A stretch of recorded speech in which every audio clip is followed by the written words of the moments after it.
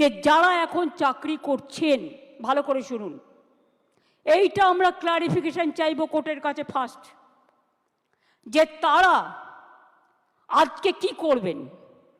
আপনারা যে বললেন নতুন করে পরীক্ষা নিয়ে লিস্ট করতে, আগে আমাদের জানতে হবে যে স্কুলের বাচ্চাগুলোকে তারা পড়াতেন, যারা স্কুলে যেতেন, যারা কাজ করতেন, যারা শিক্ষক শিক্ষিকারা আজও স্কুলে অনেকে যাচ্ছেন, তাদের জন্য আপনাদের কি ক্ল্যারিফিকেশন?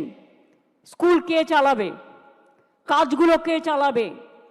না খেয়ে মানুষ মেরে দেবার অধিকার তো আমারও নেই, আপনারও নেই, কারোরই নেই। তাই এইটার ব্যাপারে আমার অনুরোধ, যারা চাকরি দিতে পারবেন না তারা যেন চাকরি কেড়ে না নেন।